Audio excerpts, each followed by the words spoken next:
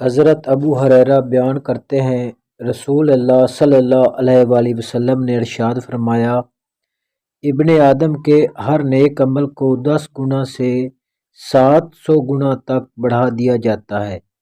اللہ تعالیٰ فرماتا ہے، روزے کے سوا کیونکہ وہ میرے لیے ہے اور میں ہی اس کا اجر دوں گا۔ وہ اپنی خواہش اور اپنے کھانے کو میری وجہ سے ترک کرتا ہے۔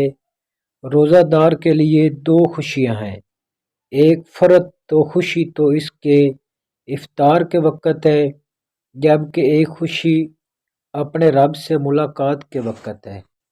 اور روزہ دار کے منہ کی بو اللہ کے ہاں کستوری کی خوشبو سے بھی زیادہ بہتر ہے۔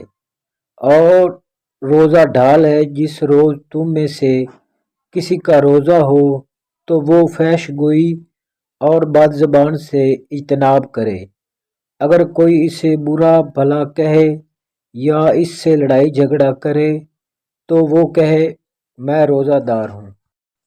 حضرت ابو ہریرہ رضی اللہ عنہ بیان کرتے ہیں، رسول اللہ صلی اللہ علیہ وآلہ وسلم نے فرمایا، جب رمضان کی پہلی رات ہوتی ہے تو شیاطین اور سرکش جنوں کو جکڑ دیا جاتا ہے، جہنم کے تمام دروازے بند کر دیے جاتے ہیں، ان میں سے کوئی دروازہ نہیں کھولا جاتا، اور جنت کے تمام دروازے کھول دیے جاتے ہیں، اور ان میں سے کوئی دروازہ بند نہیں کیا جاتا، اور منادی کرنے والا اعلان کرتا ہے، خیر و بھلائی کے طالب آگے بڑھو اور شر کے طالب رک جا۔